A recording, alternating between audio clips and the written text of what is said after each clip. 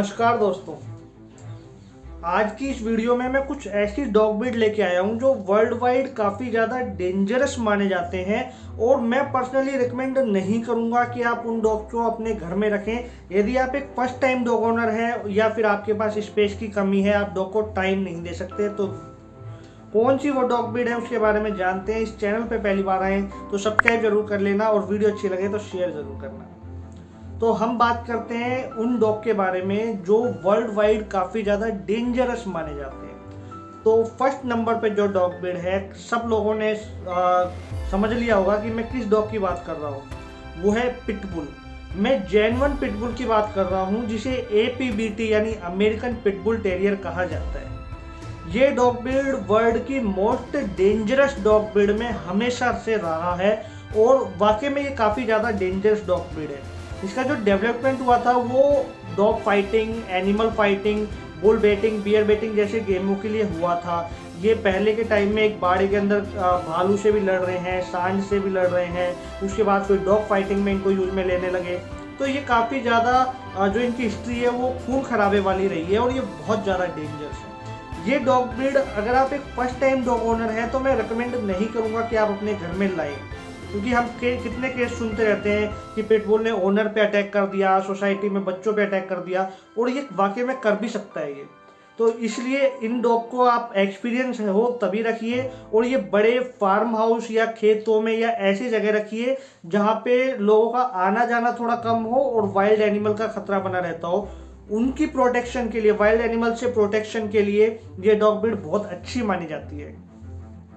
अगली जो dog breed है वो है तिब्बतन मस्टिफ। तिब्बतन मस्टिफ जिसे कुछ लोग लॉयन डॉग भी कहते हैं, क्योंकि ये लुक लाइक ऐसा ही दिखता है जैसे एक शेर हो, बड़े बाल आते हैं। अच्छा, ये जो डॉग ब्रीड है वो मोस्ट एक्सपेंसिव डॉग ब्रीड की लिस्ट में आता है। ये काफ़ी ज़्यादा कॉस्टली आता है और इसका मेंटेनेंस भी हाई आएगा। ठीक है, ये जो डॉग ब्रीड है ये बर्फीले इलाकों में रखी जाती है, ज़्यादातर गर्म इलाकों के लिए नहीं है और फर्स्ट टाइम डॉग ओनर के लिए बिल्कुल रिकमेंड नहीं है। बड़े घरों में ही आपको रखनी है। जितनी भी मैं डॉग ब्रीड बताने जा रहा हूँ वो सारी की सारी बड़े घरों के लिए है और फर्स्ट टाइम डॉग ओनर के लिए बिल्कुल रिकमेंड नहीं है। आपको एक्सपीरियंस होना चाहिए और आप डॉग को टाइम दे सके तभी इन डॉग को रखिए। अगली जो डॉग ब्रीड है वो है डोगो अर्जेंटिनो। डोगो अर्जेंटिनो वर्ल्ड की मोस्ट स्ट्रॉन्गेस्ट डॉग ब्रीड में भी है, मोस्ट डेंजरस डॉग ब्रीड में भी है और कहीं ना कहीं मोस्ट लॉयल डॉग ब्रीड में भी है। ठीक है, तो लॉयल डॉग ब्रीड्स जितनी भी आती हैं उनमें भी इसका नाम आता है कि ये बहुत ज़्यादा लॉयल होता है अपने ओनर के लिए और अपने ओनर को प्रोटेक्ट करने के लिए किसी से भी भिड़ जाएगा। एक स्टोरी आई थी डिस्कवरी के ऊपर जहाँ पे बताया गया था कि एक डोगो अर्जेंटिनो ने अपने ओनर की डॉटर्स को बचाने के लिए माउंटेन लायन से फाइट की, ठीक है, और उसको मार भी दिया। ये बात अर्जेंटीना की है और डोगो अर्जेंटिनो के लिए कोई बड़ी बात नहीं है एक लेपर्ड या एक माउंटेन लायन को मारना। लेकिन ये डॉग जब लॉयल होता है जब आप इसको अच्छे से ट्रेंड करते हैं, सोशलाइज करते हैं, टाइम देते हैं, प्रॉपर वर्कआउट करवाते हैं। तो ये सारे काम आप जब कर सकते हैं जब आपको डॉग रखने का एक्सपीरियंस हो। इसलिए फर्स्ट टाइम डॉग ओनर के लिए ये रिकमेंड नहीं है और ये बड़े फार्म हाउस पे ही रखे जाते हैं। अगली जो डॉग ब्रीड है वो है इंडियन मैस्टिफ या जिसे पाकिस्तानी बुली कहा जाता है। जो लोग मेट्रो सिटी में रहते हैं उनको शायद ये डॉग ब्रीड काफ़ी रेयर ही दिखती होगी, लेकिन अगर आप थोड़े विलेज में जाएं, है ना जी, आप पहाड़ी इलाकों में जाएं तो वहाँ पे एक डॉग ब्रीड काफ़ी ज़्यादा रखी जाती है, स्पेशली पंजाब और हरियाणा साइड में। वहाँ पे ये खेतों की रखवाली करते हैं और ये वाइल्ड एनिमल से भी प्रोटेक्ट करते हैं अपनी फैमिली को और बहुत स्ट्रॉन्ग डॉग ब्रीड है, बहुत पावरफुल डॉग ब्रीड है, फाइटिंग डॉग की कैटेगरी में आता है।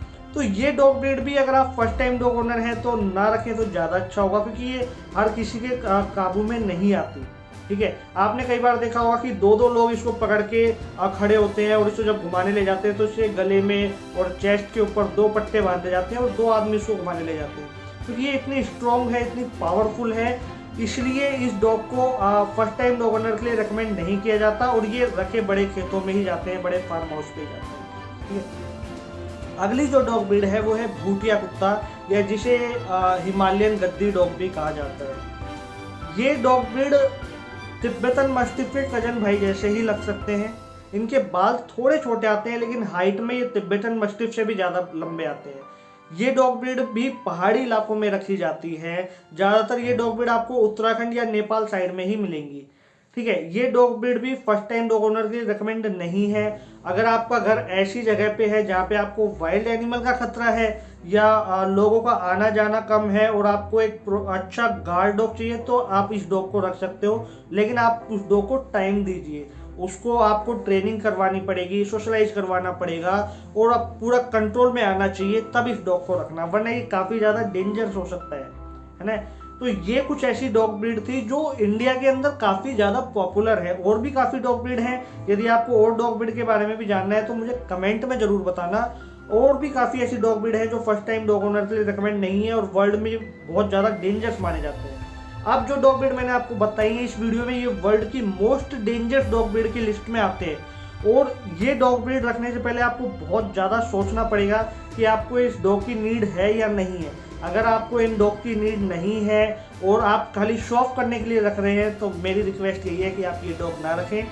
अगर कोई डाउट है, कोई कंफ्यूजन है तो आप मुझसे पूछ सकते हैं। इस वीडियो पे अब तक बने रहने के लिए आपका बहुत बहुत धन्यवाद।